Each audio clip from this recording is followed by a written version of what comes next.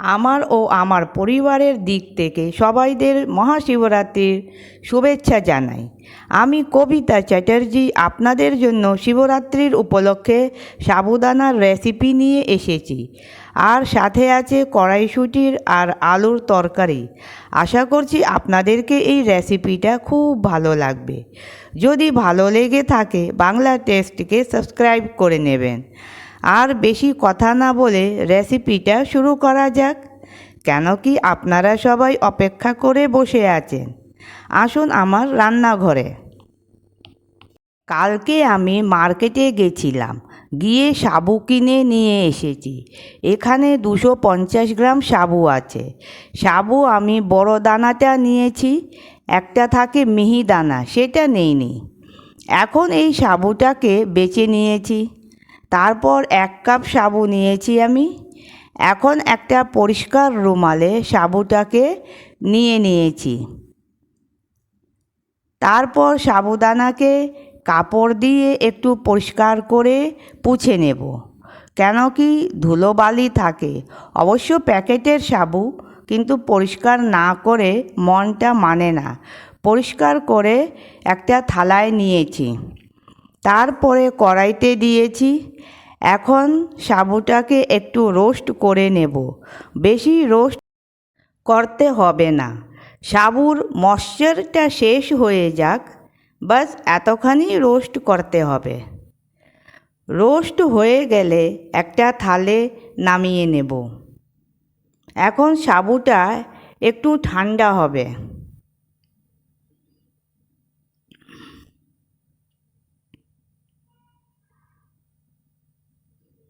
এই যে আমি থালে নামিয়ে নিচ্ছি। যতক্ষণ ঠান্ডা হবে আমি আরেকটা কাজ করে নেই। এদিকে কড়াইতে 1 চামচ ঘি দিয়েছি। ঘি যখন মেল্ট হয়ে যাবে তখন দেব হাফ চামচে গোটা জিরে। যখন জিরেটা খুব ভালোভাবে ভাজা হয়ে যাবে, এই যে ভাজা হয়ে গেছে জিরে, তখন দিয়ে দেব কেটে রাখা আলু।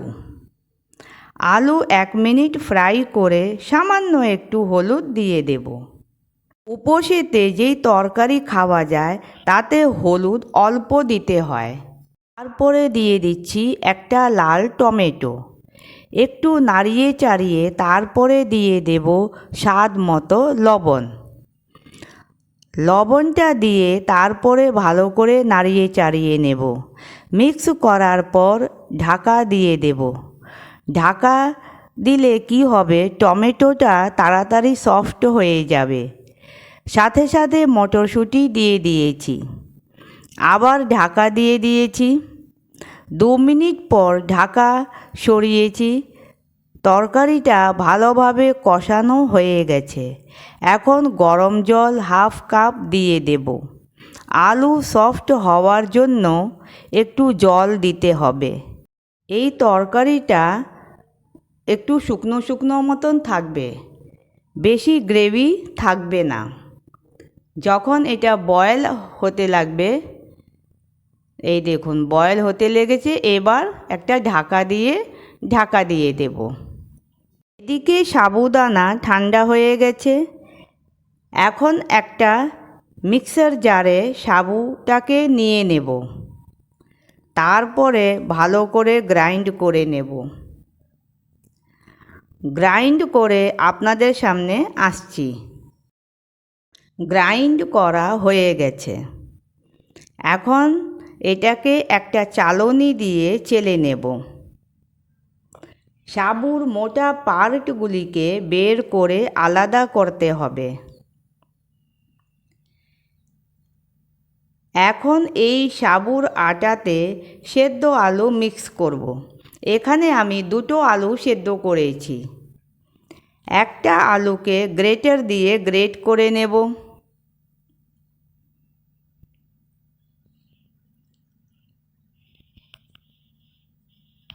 আলুটা দিলে আটা ভালোভাবে বাইন্ডিং হবে।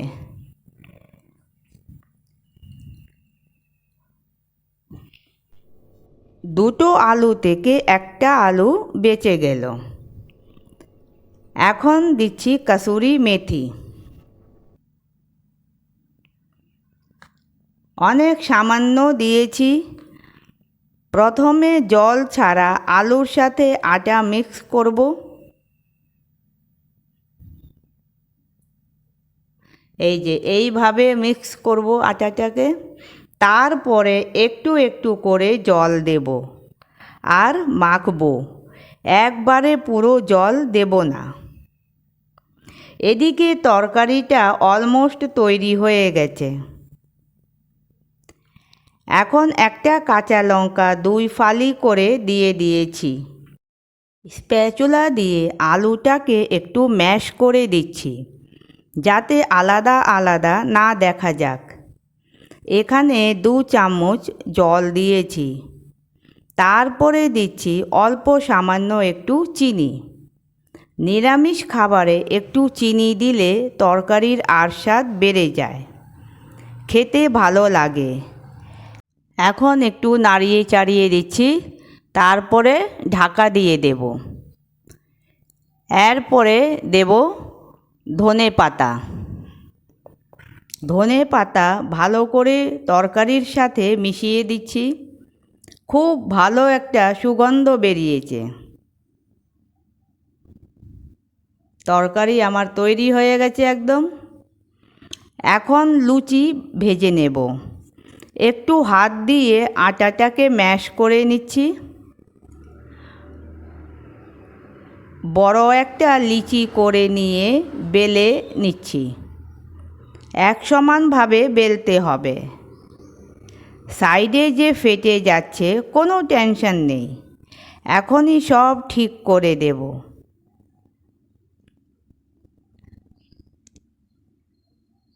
চাকলাটাকে আমি ঘুরিয়ে ঘুরিয়ে বেলছি, যাতে চারিপাশে সমানভাবে বেলা হয়ে যাক।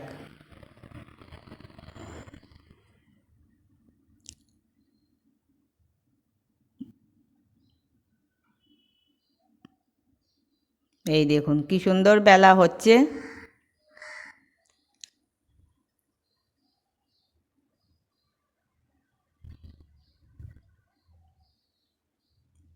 এখন একটা বড় বাটি দিয়ে গোল করে লুচি কেটে নেব। একদম গোলাকারে লুচি হবে। দেখে কেউ বলতে পারবে না লুচির চারিপাশে ধারগুলি ফাটা ফাটা ছিল।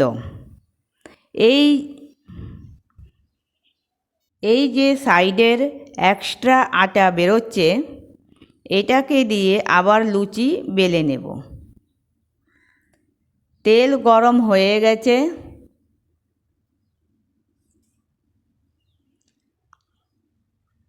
এই দেখুন কি সুন্দর হয়েছে বেলা।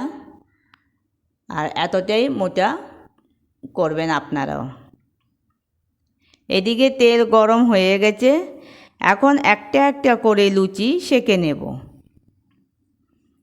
সাবুর লুচি পেটের জন্য অনেক উপকারী।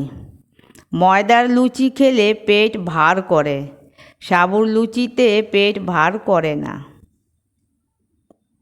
উপোসের দিনে যদি লুচি খেতে ইচ্ছা করে, তবে সাবুর লুচিটা খেলেই ভালো। এই দেখুন চেপে চেপে লুচিটাকে ভালোভাবে ভেজে নিচ্ছি। আর দেখুন কি সুন্দর ফুলেছে। নামিয়ে নিলাম। খুব সুন্দর সেঁকা হয়েছে দেখুন। এই যে এখন আরেকটা লুচি দিয়ে দিয়েছি তেলে। আর এটাকেও ঘুরিয়ে ঘুরিয়ে হালকা প্রেস করে ভেজে নেব। আর দেখবেন লুচিটা বেশ ফুলে উঠবে।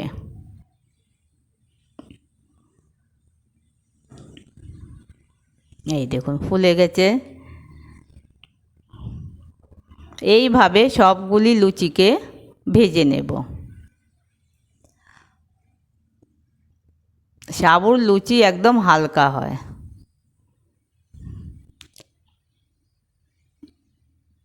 এই দেখুন এই লুচিটা একটু কম ফুলেছে। সব লুচি একেবারে ফুলবে তার তো কোনো মানে নেই। 10টা লুচি সেঁকলে হয়তো 1-2টো খারাপ হয়েই যায়, তাই না? কম ফুলেছে এটা। ঠিক আছে, এখন এটাকে নামিয়ে নিয়েছি, আর এই যে আমি থাল সাজিয়ে দিয়েছি। কি সুন্দর দেখা যাচ্ছে। উপোসের দিনে এই রকম যদি খাবার থাকে তাহলে তো বল্লে বল্লে হয়ে যাবে। যদি আমার এই রেসিপিটা ভালো লেগে থাকে তাহলে আমার বাংলা টেস্ট চ্যানেলটাকে লাইক আর সাবস্ক্রাইব করে নেবেন। আমি আবার নতুন ভিডিও নিয়ে তাড়াতাড়ি আসব। আশা করছি আপনাদেরকে এই রেসিপিটা আমি ভালো করে বোঝাতে পেরেছি, আর আপনারা বাড়িতে অবশ্যই এটাকে তৈরি করবেন। হাসতে থাকুন, হাসাতে থাকুন। Bye bye.